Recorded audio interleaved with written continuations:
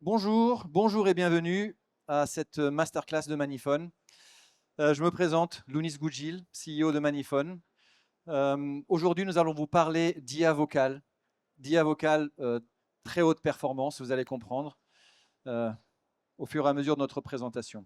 Je suis accompagné de côté Manifone de Jean-François Baucher, qui est chef de produit, nouveaux produits chez nous, et qui lui va présenter notre plateforme tout à l'heure, et également de David Nataf de Tagada Media, avec lequel on va commencer très rapidement pour vous parler d'un retour d'expérience que la société Tagada Media va partager avec nous quant à l'utilisation de notre agent vocal IA pour un use case bien particulier. Et nous aimerions aujourd'hui nous focaliser effectivement sur de l'efficacité opérationnelle. Donc, d'où l'importance de ce que va nous présenter maintenant David avec ce retour d'expérience. On va commencer par le retour d'expérience de Tagada Media parce que c'est un use case en appel sortant. Donc, c'est très intéressant. On a eu quand même beaucoup de questions concernant l'utilisation des IA vocales sur les appels sortants. Et ce retour d'expérience est absolument basé là-dessus. D'accord? S'il te plaît, David, merci. C'est à toi. Bonjour, David Nataf, je suis responsable de projet chez Tagada Media. Tagada Media, c'est une société de génération lead. On existe depuis 11 ans. L'idée, c'est de dire que Tagada Media génère du lead de différentes qualités, sur des supports propriétaires, Internet en général. On a des bases de données, on génère des leads sur des parcours, parcours de ce qu'on appelle de sweepstakes, c'est-à-dire des tests concours, des tests produits, des jeux concours. Et on a, euh, on a des bases de données et on génère plusieurs millions de leads par an. Ouais, je veux bien que tu passes.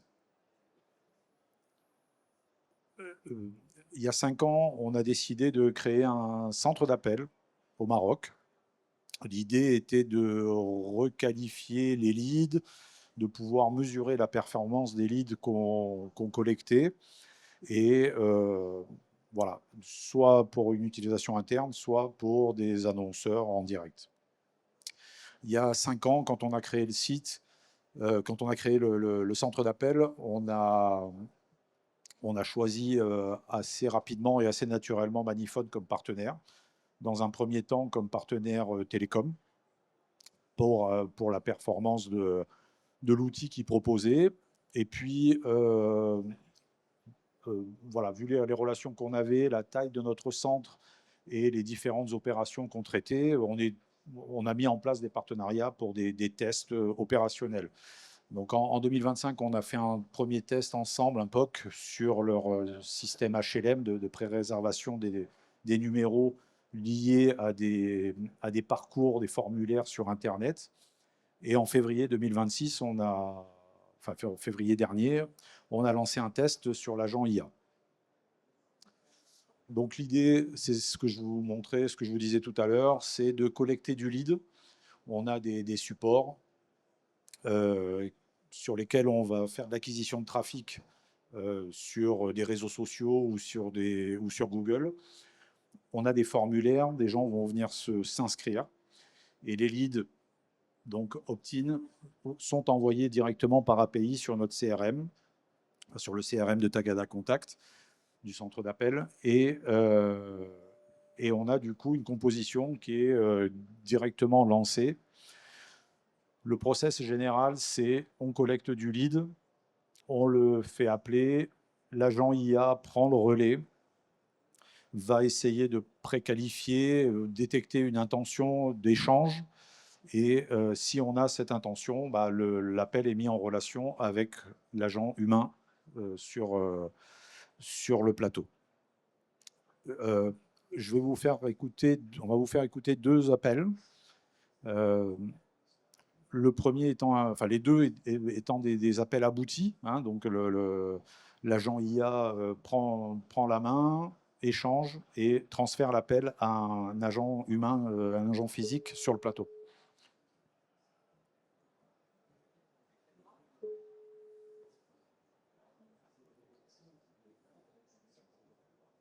Oui, allô? Bonjour, monsieur Pestilano. Je suis Léa, l'agent virtuel de Changer Malin.fr. Notre organisme vous aide à réduire vos factures du quotidien et retrouver du pouvoir d'achat. Avez-vous quelques minutes à nous accorder? Non. Je comprends. Cependant, un premier échange ne prendra pas que quelques minutes. Et cela permettra d'évaluer s'il est possible de réduire la facture d'un ou plusieurs de vos abonnements, que ce soit pour l'électricité, le téléphone ou l'eau. Êtes-vous d'accord? Ah oui. Génial. On est en relation avec nos secrétaires le plus simple. Mm. Oui, bonjour. Bonjour. Oui, bonjour monsieur. Je me présente avec vous Nadine de la part de Changer Malin à l'appareil. Je vous remercie d'avoir écouté ma collègue virtuelle Léa. Je vais faire avec vous une petite étude rapide sur le principe pour voir comment on peut réduire vos dépenses du quotidien et vous aider à retrouver un peu de pouvoir d'achat. Je vais tenter pour vous poser quelques questions, d'accord? Ok. Aujourd'hui, vous êtes locataire ou propriétaire de votre logement? Locataire. Locataire, d'accord. Concernant vos factures du quotidien, vous diriez que vous coûte le plus cher aujourd'hui? C'est l'énergie, Je pense que le téléphone ou les je pense que c'est inversé. Il faudrait que tu lances le premier, en fait.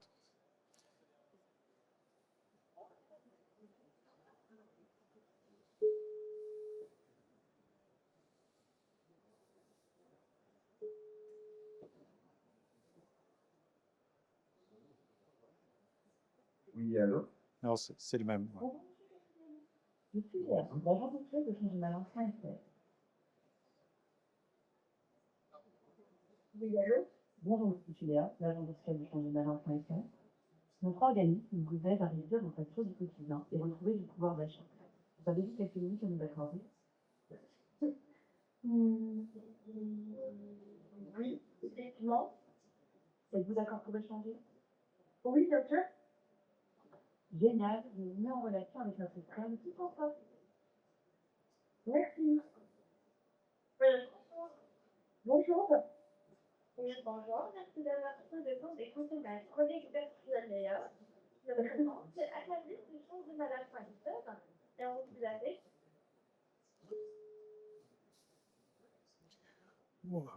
Si tu peux juste revenir sur le slide précédent. Bon, en fait, les deux exemples qu'on a, vous avez remarqué qu'il y a un appel où la personne est OK pour être mise en relation directement avec un agent. Donc, l'agent virtuel fait son travail. Et il y a un deuxième où il est un petit peu moins, le prospect est un peu moins partant. Donc du coup, il y a quand même une espèce d'argumentation quand même de l'IA qui va lui expliquer pourquoi est-ce qu'on va le mettre en relation avec l'agent. Et voilà, dans les deux cas, l'agent prend le relais, l'agent humain prend le relais. Et on va passer à la slide suivante juste pour vous dire. En fait, bon, ça fait 1 mois et demi qu'on travaille là-dessus. Il y a différentes étapes sur lesquelles on travaille pour améliorer le process. Il y a d'abord le script de l'agent IA. Quand on a commencé le test, on a mis en place un script très court pour relayer directement l'appel. Et puis on s'est rendu compte que finalement, l'agent était, entre guillemets, suffisamment autonome pour argumenter un petit peu et pouvoir préqualifier davantage la mise en relation. Ensuite, on a essayé d'optimiser ce qu'on appelle les bridges. Donc en fait, c'est vraiment ce temps de récupération, enfin le temps qui est imparti entre le passage de l'appel et la récupération de l'agent humain. Et ça, c'est un élément sur lequel on travaille beaucoup, aussi bien dans le discours, dans le temps enfin éviter les temps de latence entre le passage de l'appel. On a des ETP qui sont forcément dédiés sur la prise de relais. Et voilà. Et le plus important, c'est effectivement, on travaille beaucoup sur le discours de l'agent humain pour ne pas pour vraiment être adapté à ce discours de l'agent IA préalable. On ne va pas sur de la vente trop frontale. On essaye d'expliquer. Vous avez entendu un des agents qui dit merci d'avoir échangé avec ma collègue virtuelle. ça permet de, voilà, de créer un peu de contexte, on va dire. Je vous ai mis quelques chiffres. Aujourd'hui, pour être très honnête, les KPI sur de l'appel sortant sont encourageants, pas encore ce qu'on attend et ce qu'on espère, mais on voit qu'il y a quand même une marge de progression assez rapide, et surtout en travaillant sur ces différentes étapes, à savoir, voilà, encore une fois, le script de l'agent IA, vraiment cette période clé qui est le transfert entre l'accord du prospect et la prise de relais de l'agent humain, et le discours après de l'agent humain. Voilà. Donc on aspire vraiment à avoir des résultats encore meilleurs, mais en tout cas, c'est dans l'ensemble très encourageant de notre côté. Voilà. Bon, c'est ce que je vous dis, ce que je vous ai dit jusqu'à maintenant. Ce qui est intéressant pour nous sur le call center, bon, nous on est spécialisé sur l'appel sortant. Aujourd'hui, on est capable de préqualifier pour de la vente, mais on a quand même un champ d'action derrière qui est assez large, à savoir de la requalification pure et simple des leads, avec là, pour le coup, plus forcément la présence d'un agent humain, de la prise de rendez-vous, et bon, peut-être à terme de la télévente directe faite par l'agent IA, mais bon, on n'y est pas encore. Voilà, en tout cas, c'est un POC qu'on a mis en place vraiment très rapidement. Je remercie Lounis et toutes les équipes, mais voilà, c'est quelque chose qui s'est fait vite et bien. Voilà, merci beaucoup. Merci beaucoup. Merci, on m'entend, oui. Merci beaucoup, David, pour ce retour. C'est pas évident pour des sociétés qui sont spécialisées comme ça en appel sortant d'accepter de faire ce genre de POC. On se pose toujours la question de savoir comment est-ce que les prospects vont prendre le fait d'être appelés par une intelligence artificielle. Mais d'un autre côté, Tagada Media n'a pas hésité très très longtemps à se lancer dans ce POC. Je pense qu'il est important maintenant, surtout, de comprendre pour tous ceux qui sont dans ce métier comment sont perçus ces agents IA, comment faire en sorte que ces agents réussissent au mieux finalement leur mission. C'est pas quelque chose d'évident. Et c'est vrai qu'on a changé quand même, je ne sais combien de fois les scripts, les transferts. C'est pas la même chose qu'un agent humain. Donc je remercie vraiment beaucoup Tagada Media de s'être prêté à ce jeu et de continuer d'ailleurs. On continue à faire ça ensemble. Maintenant, on va parler de l'agent IA, beaucoup plus en appel entrant, parce que c'est là que, selon moi, se trouve véritablement le gros du potentiel. Alors ça, c'est une slide qui est intéressante, parce que près de 70% des appels entrants traités par des services clients sont de niveau 1. Ça, c'est extrêmement important à savoir. Alors pourquoi c'est intéressant? Parce que 60 à 80% de ces flux peuvent être automatisés. Ce sont des demandes très simples. Où en est mon colis? J'ai besoin d'informations. Expliquez-moi ci, expliquez-moi ça. D'accord? Ce niveau 1, c'est peut-être des appels simples, mais effectivement, ils sont très chronophages. D'accord? Ce sont des appels de niveau 1. La durée moyenne observée se situe généralement entre 4 et 5 minutes. Ici, vous voyez quelques statistiques. Mais ce qui est beaucoup plus intéressant, c'est celle-là de slide. C'est que dans tout ce temps qui est passé par les agents finalement de niveau 1, on a quand même de 50 à 70% du temps d'appel qui n'est pas de la conversation, mais qui est de la recherche d'informations. Bon, je pense que vous voyez où je vais en venir après, hein, pour l'IA. L'IA n'a pas besoin de ce temps-là, d'accord? Donc ça, c'est très intéressant sur les appels de niveau 1. Et c'est là que l'IA vocale change l'économie du niveau 1. Humain, 4 à 5 minutes pour traiter en moyenne un appel de niveau 1, l'IA va avoir besoin que d'1 minute. Parce que l'IA, dans ce cas-là, supprime le temps de recherche. L'IA a un accès instantané à la recherche. Ça, c'est un premier point qui est très intéressant. Le second point qui est très intéressant, et on l'a tous vécu, c'est finalement la durée d'attente lorsqu'on appelle un service client et qu'on est mis en attente. Enfin, je ne vais pas demander de lever la main parce que je sais que toutes les mains vont se lever, mais je pense que tout le monde a mis le téléphone sur le côté avec le haut-parleur en attendant finalement de parler à un humain et en attendant que la musique d'attente s'arrête et que le message d'attente s'arrête. Ça, c'est un problème absolument énorme sur les appels entrants. Et là, ça devient très intéressant, parce que quand on pose la question de but en blanc, êtes-vous d'accord, aimeriez-vous parler à une IA? 64% des sondés disent non, moi je préfère ne pas parler à une IA. Mais quand on leur demande, est-ce que vous êtes prêt à attendre pour parler à un humain, 60% disent je préfère parler à une IA tout de suite que d'attendre un humain. Donc ça, c'est vraiment très paradoxal. On ne veut pas parler à une IA, mais on préfère parler à une IA plutôt que d'attendre. D'accord? Donc, on se trouve deux choses. Ce n'est pas seulement l'automatisation qui change, d'accord? Avec cette IA, c'est également la disparition de la file d'attente. Durée totale moyenne d'un appel incluant l'attente, vraiment c'est une moyenne des moyennes, on est de 5 à 8 minutes entre l'attente et l'appel, qui peut se remplacer par 1 minute de temps effectif d'utilisation d'une IA vocale. Et c'est là qu'on commence à comprendre un petit peu le ROI. Parce que très souvent, on nous pose la question, OK, combien coûtent tes agents vocaux? Ils coûtent combien? Donc on dit un chiffre, on dit voilà combien ça coûte. Ah, mais tu sais, moi, ça me coûte moins cher au Maroc ou ailleurs, peut-être même dans certaines régions, en Europe, ça me coûterait moins cher.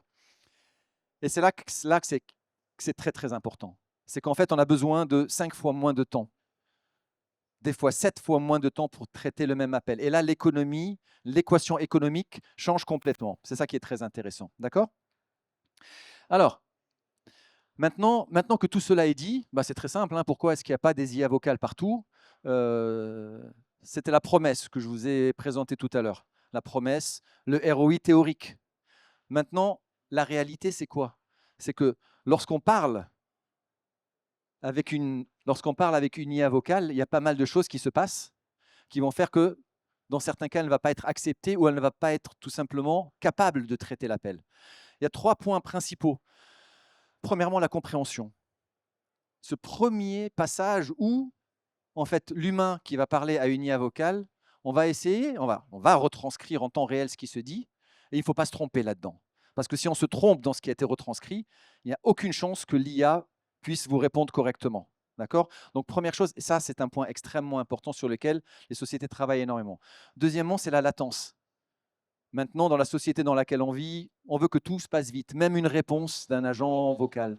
On n'a pas envie d'attendre. 2 secondes, c'est beaucoup trop. 2 secondes, on a l'impression que la discussion est robotisée, ça ne nous plaît pas. On n'est pas satisfait, tout simplement, de cette façon de parler. Et dernier point, c'est le naturel de la voix. C'est peut-être pas le pire ou c'est pas le plus important, mais en tous les cas, ça ressort aussi assez souvent en disant ah ouais, quand je parle à une voix un peu trop robotique, ça ne me plaît pas, je suis pas à l'aise en tous les cas. D'accord? Donc, on est en train de voir qu'il y a un certain nombre maintenant de challenges, d'accord, qui se présentent à nous, qui sont ici, voilà, qui sont expliqués, ce que j'ai expliqué tout à l'heure, comprendre, répondre rapidement, échanger, voilà, enchaîner les échanges sans rupture, etc. Et c'est maintenant qu'on va vous présenter en fait tout ce qu'on a fait, nous, pour pouvoir répondre à ces challenges. Et on va vous présenter maintenant notre plateforme de création d'agents IA. Juste pour expliquer, Maniphone ne propose pas des agents IA, mais a développé une plateforme qui va vous permettre à vous de construire vos propres IA. Et on va commencer par une vidéo, d'accord? Une démo. C'est une démo enregistrée en conditions réelles. Vous allez voir, c'est ma tête qui va s'afficher en train de passer un véritable appel. Vous verrez qu'elle ne bouge pas de temps en temps parce qu'on a coupé des latences ou des choses comme ça. Ça, c'est intéressant. Je dis ça parce que je l'ai vu très souvent. Hein. J'ai vu très, très souvent des démos où les têtes bougent un peu bizarrement à chaque fois que l'IA répond. OK?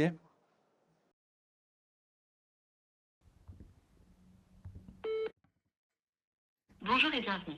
Je suis Camille, l'assistante virtuelle de Maniphone. Comment puis-je vous aider, Monsieur Goodgill? Oui, bonjour, j'aurais une question concernant l'IA Act. Est-ce que quelqu'un pourrait m'aider, s'il vous plaît? Je vous transfère vers ma collègue Léa, spécialiste réglementaire chez Maniphone. Bonjour, je suis Léa, une spécialiste de la réglementation IA chez Maniphone. Comment puis-je vous aider?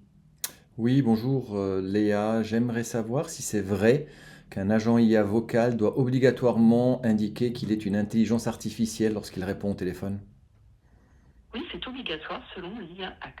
L'agent vocal doit clairement indiquer qu'il est une intelligence artificielle dès le début de la conversation. Et pourquoi? Parce que la transparence est essentielle pour protéger les droits des utilisateurs. Cela leur permet de savoir à qui ils parlent et de faire un choix éclairé. D'accord, ok, je comprends. Bah merci, c'est clair. Souhaitez-vous recevoir un lien vers la documentation officielle de l'IA Act par SMS? Oui, je veux bien. Je m'en occupe tout de suite. Un instant, je vérifie. Le lien vers la documentation de l'IA Act a été envoyé par SMS. Pouvez-vous confirmer la réception du message? Attendez, je regarde. Prenez le temps qu'il vous faut, je suis là. Ouais, je viens de recevoir, merci. Ouais, je confirme. Parfait, merci pour votre confirmation. Avez-vous d'autres questions sur l'IA vocale ou ses réglementations? Non, mais j'ai une question sur un produit Maniphone. Ne quittez pas, je vous mets en relation avec un collègue. Bonjour, je suis Pierre et je suis là pour vous renseigner sur les produits et services proposés par Maniphone. Comment puis-je vous aider? Bonjour Pierre, j'ai entendu parler d'un service d'amélioration de la joignabilité des lead shows que proposerait Maniphone. Tu peux m'en dire un peu plus? Oui, tout à fait. Notre service améliore la joignabilité des lead shows grâce à 3 leviers clés. D'abord, on vérifie que le numéro de téléphone est bien attribué et fonctionnel. Ensuite, on garantit un affichage du numéro comme identifié, ce qui augmente la confiance du prospect. Et enfin, on vous alerte en temps réel pour que vous appeliez au bon moment. Souhaitez-vous que je vous explique l'un de ces points en détail? Bah ouais, pourquoi est-ce qu'on vérifie que le numéro est bien affecté? C'est une excellente question.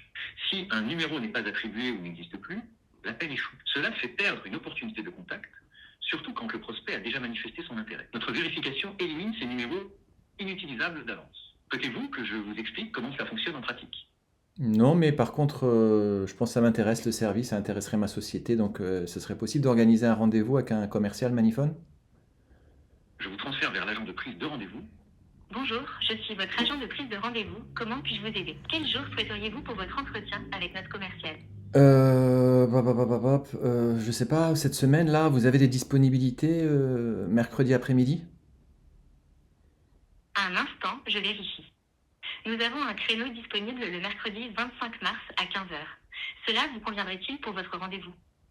Ouais, super bien. D'accord, oui, je prends à 15 heures mercredi, parfait. Un instant, je vérifie. Votre rendez-vous est confirmé pour le mercredi 25 mars à 15 heures, durée 30 minutes, intitulé « Rendez-vous avec M. Goodgill en vidéoconférence Google Meet ». Souhaitez-vous que j'envoie un email de confirmation à l.goodgill@maniphone.com? Ouais, ça serait super, merci beaucoup. Très bien. Un email de confirmation sera envoyé à l.goodgill@maniphone.com. Nous vous remercions pour votre confiance. Merci à vous, au revoir.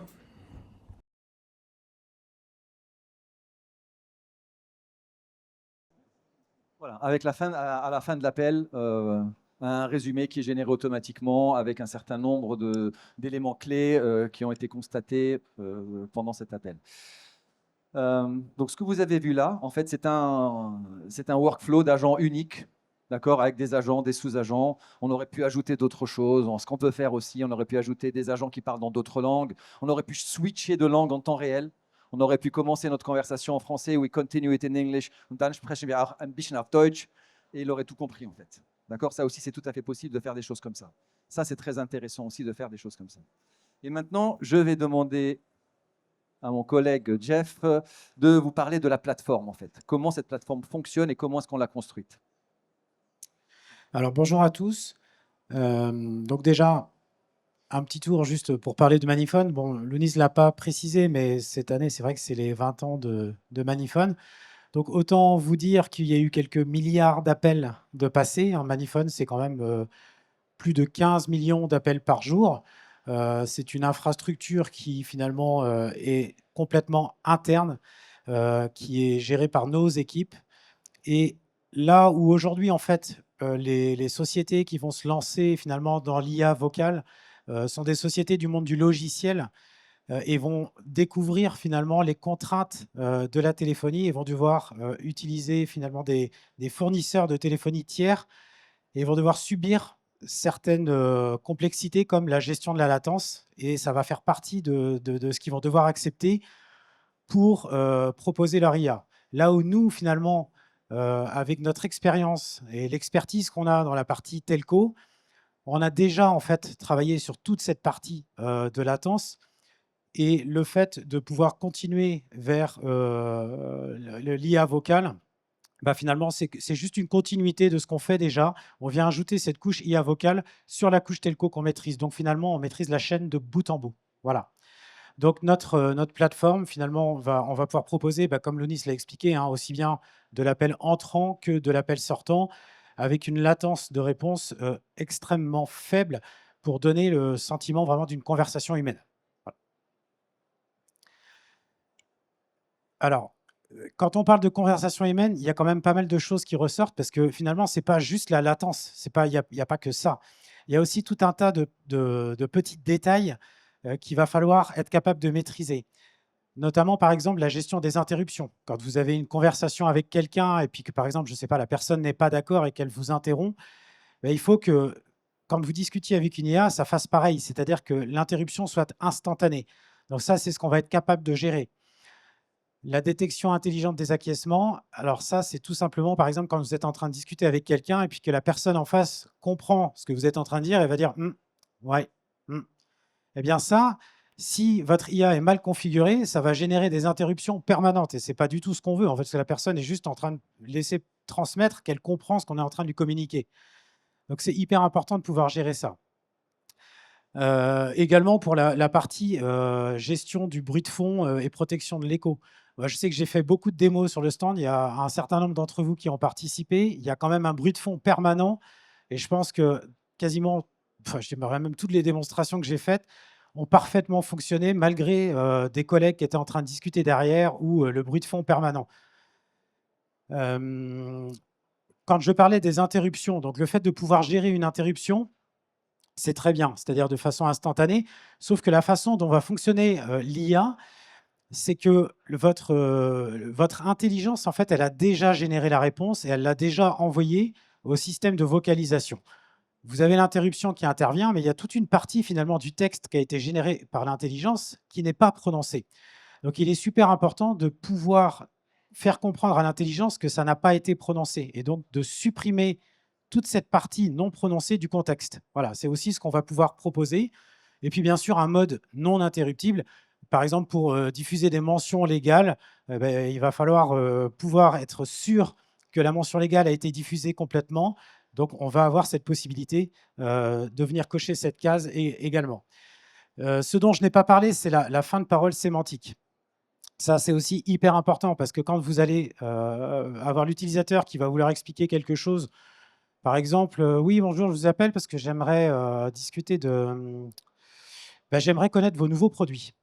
Dans beaucoup de cas, en fait, l'IA, elle va se servir du petit bout de silence qui est intervenu entre les deux parties là, de ce que je viens de dire pour se dire « Ah, ça y est, il a terminé sa parole, donc j'envoie ça au service de transcription. » Et en fait, je n'avais pas terminé, j'étais juste en train de réfléchir à ce que je voulais dire. Donc finalement, la détection ne doit pas se faire uniquement sur du silence. Elle doit aussi pouvoir se faire sur de la sémantique. C'est-à-dire qu'il faut que le système soit capable de comprendre que l'utilisateur a bien terminé sa parole avant d'envoyer en fait l'audio au service de transcription. Voilà, donc c'est exactement ce qu'on va faire aujourd'hui. Notre plateforme, elle se veut relativement simple. En fait, moi, je la décris, je dirais, en 3 mots. Ça va être simple, rapide pour la partie agent et ultra flexible. Ce que j'ai dit aujourd'hui et hier et ce que je répète, c'est que pour moi, la seule limite de ces agents, de la création de ces agents avec notre plateforme, pour moi, c'est l'imagination des gens à créer, les agent builders dont Lounis parlait tout à l'heure. Donc pour moi, c'est leur imagination qui sera la limite avec cette plateforme. Donc ici, on a un éditeur de flux qui est extrêmement simple. On a 4 nœuds, en fait. On a l'agent principal, donc c'est-à-dire celui dans lequel l'appel va tomber. Et ensuite, on pourrait très bien utiliser uniquement cet agent-là. Mais on a aussi la possibilité, on verra sur la slide d'après, on a la possibilité finalement de venir créer des sous-agents qui vont avoir certaines expertises. Et puis derrière, soit on se dit, voilà, on a traité du niveau 1, et si c'est trop complexe, je veux pouvoir transférer l'appel finalement vers le plateau ou un service client qui va gérer le niveau 2, etc. Eh bien, je vais venir juste faire un cliquer-glisser de mon node transfert avec le numéro de téléphone vers lequel je veux transférer, par exemple. Et puis le raccrocher tout simplement en fin de conversation, où je vais glisser mon node en disant, voilà, quand l'agent a terminé, eh bien, en fait, il va falloir qu'il arrive sur la partie raccrochée avec un petit message sympathique en fin d'appel. Voilà. Donc, c'est ce que j'expliquais tout de suite, ces fameux sous-agents, finalement.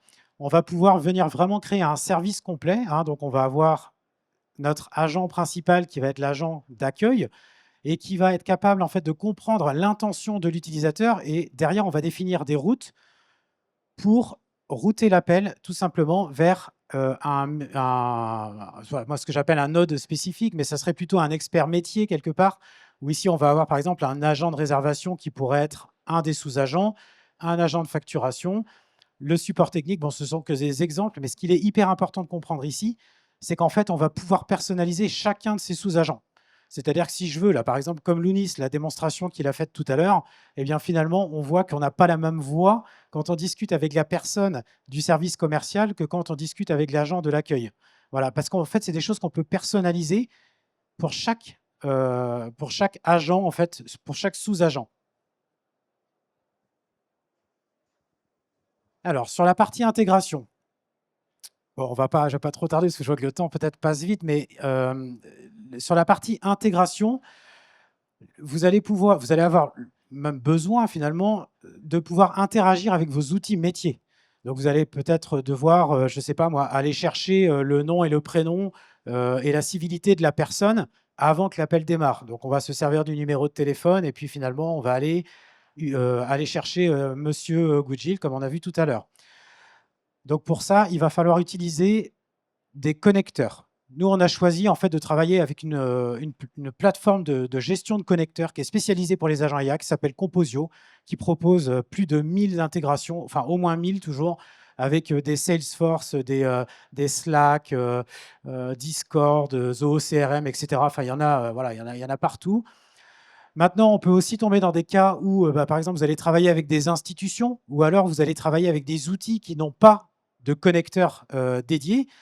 Et dans ces cas-là, vous allez pouvoir utiliser vos propres web services personnalisés. Donc, vous allez pouvoir utiliser les API d'outils métiers pour lesquels vous allez venir définir les actions. Et finalement, tous ces paramètres de connexion, clé API, etc., tout ça, eh bien, ça va rester dans le service proposé par la plateforme de Manifone.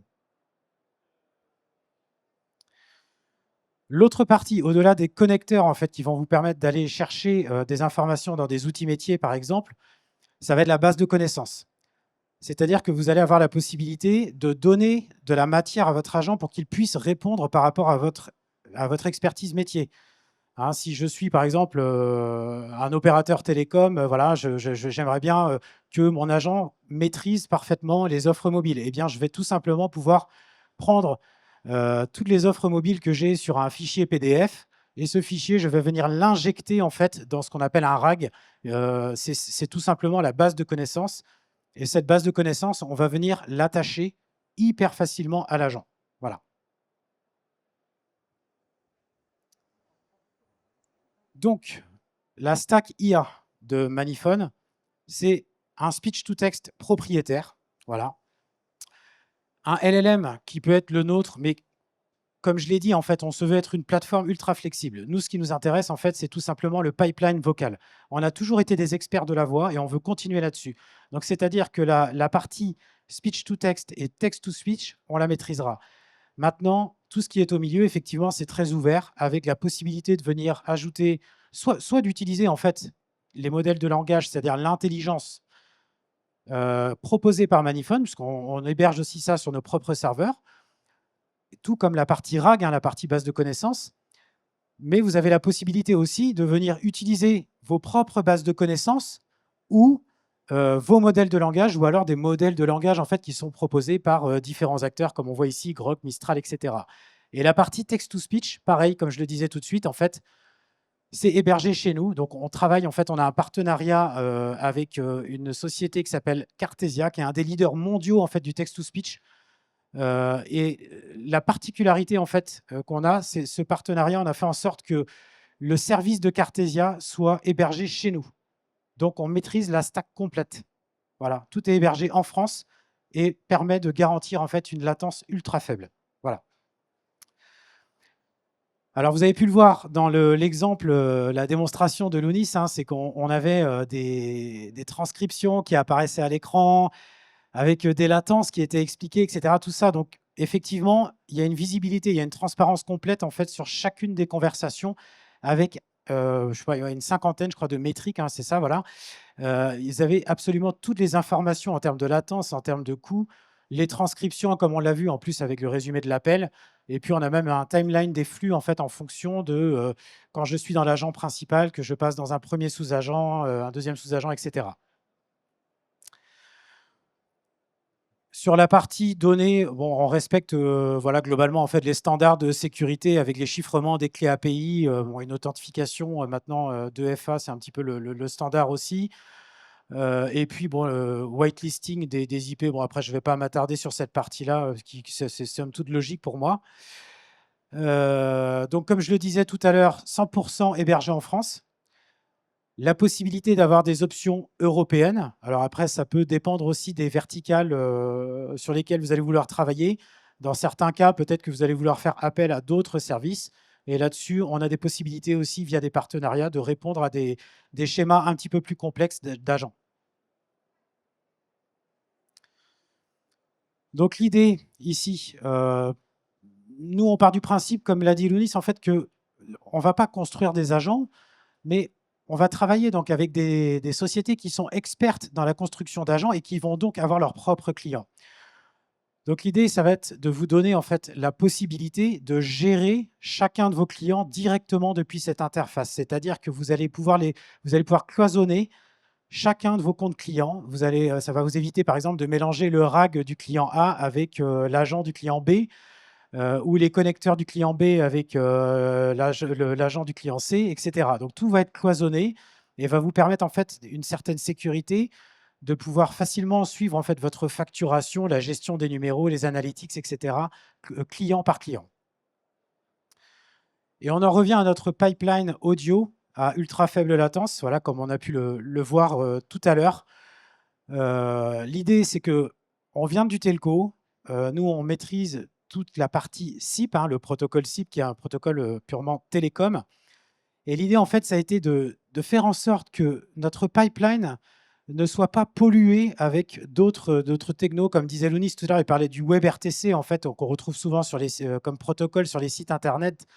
Bah, nous, on a enlevé toutes ces parties-là. On a vraiment tout épuré pour avoir une latence minimale et faire en sorte que notre orchestrateur qui va appeler les différents services, il les appelle de façon instantanée au plus proche du 0 milliseconde. Voilà.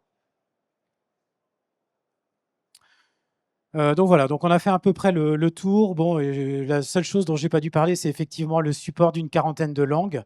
Et puis sinon, je pense qu'on a tout vu à peu près. Ouais. Merci.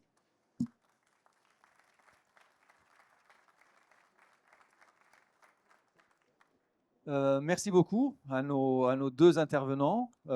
Est-ce qu'il y a des questions dans la salle? Ou alors tout était ultra clair? Ah, il y a des questions, bien sûr. Pardon. Oui, merci. Merci déjà pour la présentation. Au tout début, vous disiez que vous n'étiez pas forcément 100% satisfait de la solution pour les appels entrants, les appels sortants, pardon. Quels sont les leviers que vous imaginez pour augmenter justement votre satisfaction dessus et l'acquisition dessus? Alors, l'appel sortant, je pense que David l'a bien expliqué, c'est POC en cours, c'est essayer de comprendre finalement à quel moment on va réussir à atteindre ce ROI qui n'a pas encore été atteint. Et on est en train de travailler sur un certain nombre de leviers en même temps. Les leviers qui peuvent être côté purement IA, et ce que va dire l'IA au moment où elle va rentrer en relation avec la personne. Ensuite, toutes les stratégies finalement de transfert, essayer de transférer au plus vite. Franchement, moi, personnellement, je ne pourrais pas encore me positionner sur le fait que l'appel sortant, en tous les cas, de prospection, là, c'était vraiment de la prospection sur du lead tiède, que ce soit un use case qui soit héroïste. On n'en est pas sûr. Par contre, celui qui ne teste pas ne le saura jamais. C'est ça qu'on est en train de faire avec David. Voilà. On n'a pas encore l'équation gagnante, on ne l'a pas, on y travaille. Oui, voilà. Y a-t-il d'autres questions? Luc, tu n'as pas de questions? Si. Le mois d'août 26 s'approche à grands pas et apparemment, j'ai entendu dire que tu étais impliqué dans les changements de législation. Comment ça va se passer sur le sortant avec les machines et le consentement, etc.? Ah, ça n'a rien à voir. C'est une question, ça c'est une question pour certaines personnes là, qui sont là dans la salle et qui s'intéressent aux campagnes d'appels sortants et notamment sur le fait qu'au 11 août de cette année, on bascule, on bascule d'une économie du opt-out vers le opt-in pour tout ce qui est prospection téléphonique. Il faut savoir une chose, c'est que nous sommes en train d'attendre à un jour, on ne sait pas, c'est la semaine prochaine, si c'est dans 10 jours, la publication du décret que tout le monde attend et le décret qui va définir sur les leads opt-in, hein, attention, on marche sur la tête presque, hein. C'est-à-dire que c'est des gens qui ont demandé à être appelés et on va nous dire à nous combien de fois on a le droit de les appeler sur une période de 30 jours et à quels horaires de la journée. Donc là, on est en train d'attendre ça, Luc. On ne sait pas du tout. On ne sait pas si ça va ressembler au décret jour, horaire, fréquence de l'année dernière, enfin des années précédentes, ou s'ils vont être beaucoup, beaucoup plus ouverts. On n'en sait rien. Y a-t-il d'autres questions? Là devant, premier, Leslie. Ok, c'était très clair, elle a dit top. Merci. Ah, tiens, Fred. Fred, je connais tout le monde presque, hein. C'est ça, ça qui est sympa. Hein? Attends. Non, non, vas-y. Ton modèle économique?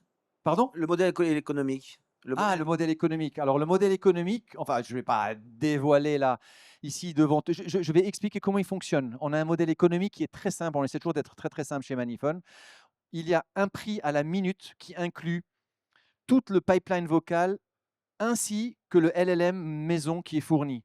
C'est-à-dire que vous pouvez, pour un certain prix à la minute, disposer de toute cette technologie embarquée. Si vous avez besoin de venir avec votre propre intelligence artificielle, avec votre propre LLM, avec votre propre clé API, vous payez ça en plus tout simplement et on ne touche rien là-dessus. Voilà. On fait un truc prix à la minute, flat, sur l'ensemble de ce pipeline. Une autre question ici? Oui. Ah, salut. Merci pour la présentation. En fait, je voulais juste poser la question concernant les appels entrants. Une fois l'IA, elle prend en charge le niveau 1, à ce que j'ai compris.